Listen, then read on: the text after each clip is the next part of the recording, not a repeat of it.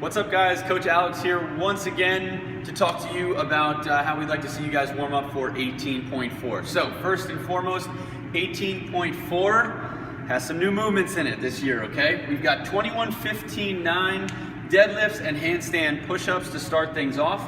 And if you can make it through that within the 9-minute cap, we have another 21, 15, 9 rep scheme, this time again with deadlifts, but at an increased weight, and we're gonna have some handstand walks interspersed after each round of deadlifts there. So the handstand walks are new to the open, so we're gonna talk a little bit now about how to prime you guys and get you prepared as well as possible for that. So this is what we have written out for you guys for a warm-up tomorrow. The first thing that we'd like to do is start with a 500-meter row, and we're gonna stipulate that when you row for those 500 meters, that you do not strap your feet in. It's gonna force you to use your core a little bit more, and your core is most definitely gonna be involved in both handstand push-ups and your deadlifts today, so we wanna activate that area a little bit.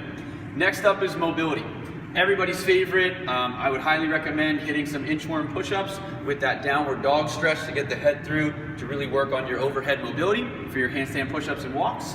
Then we've got some banded hamstring stretch. You guys can do that by posting up on a support beam, or you can do it on the floor, whatever you like, just to get a good stretch in those hammies.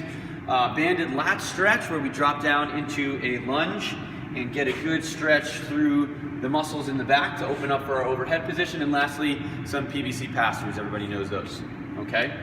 Moving on to get the heart rate up a little bit more and to get a little more movement specific, we've recommended 3 rounds of the following. We've got 10 banded good mornings. Your feet are gonna be in that band. The band will be wrapped up just behind at the base of the neck around the shoulders. We're gonna hinge, get a good stretch in the hamstrings and squeeze our butt to stand. From there, use that same band for 10 banded strict press to activate the muscles surrounding the shoulders, 10 banded pull-aparts for the same reason, and then 10 glute bridges. And guys, a little variation on these glute bridges. I'm gonna recommend that you guys prop your feet up on a wall ball. Pick something that's a little bit heavier so it's not gonna move around too much. And when you bridge up, I want you guys to think about adding one additional element to that, is I want you to think about contracting the hamstring and drawing the wall ball in towards your hips a little bit closer, and that's gonna help you better activate the hamstrings in addition to the glutes.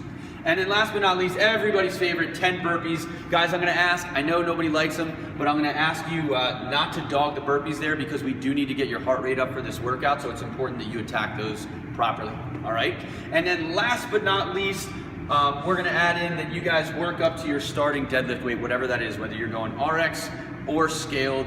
Make sure that you're working your way up to that starting weight in preparation for your workout, and you can intersperse your attempts as you work up in weight with some handstand work. And again, that can be handstand push-ups, that can be simply kicking up to the wall, that can be things like wall walks or good old-fashioned push-ups on the floor, or maybe even some handstand walking attempts.